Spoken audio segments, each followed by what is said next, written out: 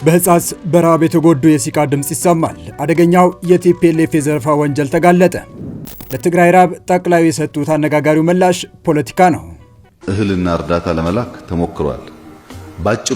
ባጭሩ ኢትዮጵያ ወይም የሌላው ኢትዮጵያ አካል በልቶ እያደረ ትግራይ አትራብም። ይሄ 100% እርግጠኛ ሆናችሁ መያዝ አለባችሁ። የፈለገ ፕሮጀክት ይቆማል እንጂ ትግራይ ረሃብ ኖሮ ሌላ ኦሮሚያ፣ አማራ ወይም ደቡብ በልቶ ጠግቦ አያድርም። ችግር የሆነው ምንድነው? ፖለቲካ እናርገው ነው። በህፃስ የተከሰተው ረሃብ እጅግ አስከፊና ብዙዎችን ያስደነገጠ እንደሆነ የሚወጡ ቪዲዮዎች ይናገራሉ። በህፃስ ያሉ እናቶች መራባቸውን ለመናገር ቃላት አጥተው መናገር እስኪከብዳቸው ድረስ ረሃቡ አፋቸውን ዘግቶታል። አባቶች ከአልጋ መውረድ ተስኗቸው ሰውነታቸው በረሃብ አልቆ ታይቷል። ህፃናት አጥንታቸው ገጦ እስኪወጣ ድረስ ስጋቸው አልቆ የአስከፊ ረሃብ ሰለባ ሆነው ታይተዋል። እነዚህን በአስከፊ ረሃብ የተጎዱ በህይወትና በሞት መካከል የተገኙ ነፍሶችን ለመታደግ ከፍተኛ ርብርብ እየተደረገ ነው። ከዚያ ጋር ተያይዞ አስደንጋጭ የተባለ መረጃ ወጥቷል። በሚሊዮን የሚቆጠሩ ለእርዳታ የተሰጠ ገንዘብና እህል የት ገባ? ይህን በሚመለከት ጠቅላይ ሚኒስትሩ የተናገሩት ንግግር በርካቶችን ያነጋገረ ሆኗል። ለመሆኑ የጠቅላዩ ንግግር ምንድን ነው? ትግራይን ያጥለቀልቃታል የተባለለት የሰላማዊ ሰልፍ ጥሪስ ምንን አስመልክቶ ነው የሚለውን በዝርዝር እንመለከተዋለን። ሰላም ውድ የወዱ ዴይሊ ቤተሰቦች እንደምን አላችሁ? ቻናሉን ሰብስክራይብ፣ ላይክ፣ ሼር ያደርጋችሁ እስከ መረጃዎቻችን ፍጻሜ አብራችሁን ቆዩ። ይህ እንጀራ እስኪጋገር ወይም ምግብ እስኪገዛ ድረስ ያለ ረሃብ አይደለም። ይህ የሚጋገረውም እንጀራ ሳይኖር ለሚገዛውም ምግብ ገንዘብ ሳይኖር የሚሰማ ከጠወለገ ሰውነት የሚወጣ የረሃብ ድምፅ ነው። ዱቄት በርሜል ሳይኖር በምግብ ማጣት ሰውነት ሲመነምን ሰው ስቃይ ከሚበዛ ሞቼ እረፍት ባገኝ ይሻለኛል የሚያስብል ረሃብ ነው። ይህ በትግራይ እንደ ስላሴ ሽረ ከተማ አቅራቢያ በምትገኘው ህፃስ እየተሰማ ያለው ረሃብ ህፃን፣ ትልቅ፣ እናት፣ አባት እና ልጅ ሳይል በመቶዎች አራግፏል። ለተራቡት ለመድረስ በቲክቶኮችና በማህበራዊ ሚዲያ ተጽዕኖ ፈጣሪዎች በጎ ጅማሬ ተጀምሯል። ቢዘገዩም የትግራይ አመራሮችም በጉዳዩ ላይ እየመከሩ መሆኑ ተሰምቷል። ይህ ብቻ በቂ አይደለም። ችግሩን በዘላቂነት ለመፍታት የሁሉም አካላት ርብርብና ቅልቦና ይፈልጋል። ጠቅላዩ በሌሎች ክፍሎች የሚገኙ ኢትዮጵያውያን ጠግበው እያደሩ ትግራይ አትራብም ሲሉ መናገራቸው ታውቋል። በሀገሪቱ የተጀመሩ ፕሮጀክቶች ሁሉ ይቆማሉ እንጂ የትግራይ እናቶች፣ አባቶችና ህጻናት እንዲሁም ወጣቶች በረሃብ እንዲሞቱ አንፈቅድም። ልክ እንደ ሁሉም ኢትዮጵያውያን የትግራይ ህዝብ ጠግቦ እንዲያድር እንሰራለን ሲሉ ተናግረዋል። ግን ደግሞ ረሃብን ፖለቲካ ማድረግ አግባብ አይደለም ሲሉ አብራርተዋል። እኛ በቻልነው ሁሉ ለማገዝ እየጣርን ነው። በኢትዮጵያ ውስጥ በተለያዩ ጊዜያት ረሃብ ተከስቶ ያውቃል፣ ግን ደግሞ ዘላቂ ሳይሆን በአንድ ወቅት ተከስቶ የሚጠፋ ነው ሲሉም ተናግረው ነበር። አሁን ይህን ጉዳይ የሚያጣራ ኮሚቴ አቋቁመናል። ያለው ሁኔታ ሄዶ ያጣራል። የሚቻለውን ሁሉ እናደርጋለን። ይህ ጉዳይ የሁሉም ኢትዮጵያዊ ጉዳይ መሆን አለበት። ትግራይ ፍጹም መራብ የለባትም። እኛም ይህ እንዲሆን አንፈቅድም ሲሉ ነበር የተናገሩት። ታዲያ እንዴት በህፃስ አስከፊ ረሃብ ተከሰተ? ምን ተፈጥሮ ነው መላው ኢትዮጵያውያንን ያስለቀሰ፣ ያነጋገረ፣ ለእርዳታ እንዲረባረቡ ያደረገ ክስተት የተፈጠረው የሚለው የብዙዎች ጥያቄ ነው። መልሱ ግልጽ ነው። ከህፃስ ረሃብ ጀርባ የቲፒኤልኤፍ አደገኛ የዘረፋ እጆች እንዳሉን የተጋለጠው ቲፒኤልኤፍ ለእርዳታ ተብሎ የተላኩትን እህሎች በሙሉ ቀርጠፍ አድርጎ በልቶታል የሚል ዝርዝር መረጃ ወጥቷል። አስደንጋጭ ጉዳይ ደግሞ በእነዚህ ምስኪን በረሃብ የተጎዱ አባቶች፣ እናቶችና ህፃናት ላይ ፖለቲካ ለመስራት የሚጥራው ራሱ ዘራፊው ቲፒኤልኤፍ መሆኑ ነው። ጉዳዩን በዝርዝር እንመለከተዋለን። 121 ሺህ ኩንታል እህልና 55.5 ሚሊዮን ብር ለህፃጽና አካባቢ በ4 ወር ውስጥ ተልኳል። ግን ደግሞ የት ገባ ሲባል መልሱ አስደንጋጭ ነው የሚሆነው።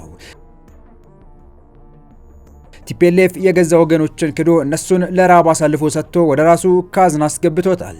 መስከረም ወር ላይ 2.8 ሚሊዮን ኪሎግራም እህልና 12 ሚሊዮን ብር፣ በጥቅምት ወር ላይ ደግሞ 3.1 ሚሊዮን ኪሎግራም እህልና 14.5 ሚሊዮን ብር፣ በህዳር ወር 2.95 ሚሊዮን ኪሎግራም የእርዳታ እህል እና 13.2 ሚሊዮን ብር የእርዳታ ገንዘብ፣ ታህሳስ ወር ላይ 3.25 ሚሊዮን ኪሎግራም እህል እና 15.8 ሚሊዮን ብር ወደ ትግራይ ህፃስ ተልኮ ነበር። ጠቅላላ ድምር 12.1 ሚሊዮን ኪሎግራም ወይም 121 ሺህ ኩንታል እህል እና 55.5 ሚሊዮን ብር ለህፃጽና አካባቢው ደርሷል። ግን ደግሞ እርዳታው በትክክል ደርሷል ወይ ሲባል በጭራሽ ወደዚህ ስፍራ ለእርዳታ የተላከው ገንዘብ እንዳልደረሰ አሁን የተከሰተው ረሃብ ማስረጃ ይሆናል።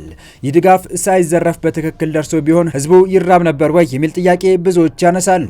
በሰሜን ምስራቅ ትግራይ በሚገኘው የህፃጽ መጠለያ ጣቢያ የሚገኙ ተፈናቃዮች በምግብ እጥረት ምክንያት ለከፋ ረሃብና ለሞት አደጋ መጋለጣቸው ለቢቢሲ ትግርኛ ገልጸዋል። ከ10 ሺህ በላይ ተፈናቃዮች በሚገኙበት በዚህ መጠለያ ጣቢያ የሚቀርበው የምግብ እርዳታ በቂ አለመሆኑና የጥራት ችግር እንዳለበት ነዋሪዎች ተናግረዋል። የጣቢያው አስተባባሪ ቀሲስ አብርሃም አርያ እንደገለጹት ባለፉት 6 ወራት ብቻ ቢያንስ 300 የሚሆኑ ተፈናቃዮች ምንም አይነት የምግብ ድጋፍ አላገኙም። በመጠለያው የሚገኙ አንዲት እናት ያለውን አስከፊ ሁኔታ ሲያስረዱ እዚህ በረሃብ ምክንያት የሁላችን ማንጀት ከሆዳችን ጋር ተጣብቋል ብለዋል። አስተባባሪው አክለውም እንደገለጹት ከ2014 ጀምሮ በመጠለያ ውስጥ 330 ሰዎች መሞታቸውንና መቀበራቸውን ጠቁመዋል። የተባበሩት የትግራይ ሲቪክ ማህበራት ህብረት ስራ አስኪያጅ ዶክተር ይካሉ ወልዱ በህጸጽ መጠለያ ያለው ሁኔታ በተለይ ካለፈው ነሐሴ ወር ጀምሮ ይበልጥ እየተባባሰ መምጣቱን ገልጸዋል። በመጠለያው ከፍተኛ የምግብና የመድኃኒት እጥረት መኖሩን የጠቆሙት ስራ አስኪያጁ ድርጅታቸው የሟቾችን ቁጥር በትክክል ባያጠናም በምግብ እጥረትና በሕክምና እጥረት ምክንያት ሰዎች እየሞቱ መሆኑን አረጋግጧል። የትግራይ ክልል ጊዜያዊ አስተዳደር በአሁኑ ወቅት በክልሉ ውስጥ በአጠቃላይ ከ1 ሚሊዮን በላይ ተፈናቃዮች እንደሚገኙ መግለጹ ይታወሳል። በትግራይ ክልል በመቀለ፣ በሽረ፣ በተንቤን፣ በአቢአዲ፣ በሰሜን ምዕራብ አካባቢ ደግሞ ሰላህላህ በአጠቃላይ ከ1 ሚሊዮን በላይ ተፈናቃዮች እንደሚገኙ የክልሉ መንግስት ይገልጻል። በህጻጽ መጠለያ ውስጥ የተፈናቃዮች አስተባባሪ የሆኑት ቄስ አብርሃሪያ በበኩላቸው በካምፕ ውስጥ ዘግይተው የመጡ አረጋውያን መኖራቸውን ገልጸው እነርሱ አሁን ለችግር መጋለጣቸውን ያስረዳሉ። እነዚህ በእድሜ የገፉ ተፈናቃዮች እህል ውሃ ቢያገኙም ጧሪ ስለሌላቸው ከጤና ሁኔታ አንጻር ያለባቸው ችግር የበረታ ነው ማለታቸው ቢቢሲ ትግርኛ ዘግቧል። የረሃብ ችግር በተለያዩ አካባቢዎች ቢከሰትም የጻጽ አካባቢ የተለየ የሚያደርገው አረጋውያን የሚገኙበት ካምፕ ስለሆነ ነው ሲሉ አስተባባሪው ተናግረዋል። የካምፑ አስተባባሪ ብዙዎች ታመው እንዳሉ ገልጸው በቅርብ ጊዜ ውስጥ 5 ሰዎች ህይወታቸውን ማጣታቸውን ተናግረዋል። በአጠቃላይ ከ2014 ዓ.ም ወዲህ 330 ሰዎችን ቀብረናል ያሉት አስተባባሪው ሰዎች የሞቱት በረሃብ ምክንያት መሆኑን አለመሆኑን አላስረዱም። በአሁኑ ወቅት በጻጽ ካምፕ ወደ 14000 ሰዎች እርዳታ የሚያገኙ ቢሆንም ባለፉት ወራት 300 የሚሆኑት ምንም አይነት እርዳታ አለማግኘታቸውን አስተባባሪው ጨምረው ተናግረዋል። የሚሰጣቸው እህል ማሽላ መሆኑን የሚናገሩት አስተባባሪው ማሽላውም እየተበላሸ እንደሆነና ሌላ ተጨማሪ ገንቢ ምግብ እንደማያገኙ ሕክምናም ሆነ ንጹህ የመጠጥ ውሃ ችግር እንዳለባቸው ገልጸዋል። በሌላ በኩል ደግሞ በትግራይ ክልል ሁሉም ከተሞች በተመሳሳይ ሰዓት የሚካሄድ ሰላማዊ ሰልፍ መጠራቱ ተሰምቷል። ሰልፍ እንዲወጡ ጥሪ የቀረበላቸው የንግዱ ማህበረሰብ ሲሆን የሰልፉ ምክንያትም አዲሱን የግብር አዋጅና ታክስ እንዲሁም ወለድን የተመለከቱ ጉዳዮች እንደሆነ የክልሉ ንግድና ኢንዱስትሪ ምክር ቤት ኃላፊ ጠቅሶ የክልሉ ቴሌቪዥን ዘግቧል።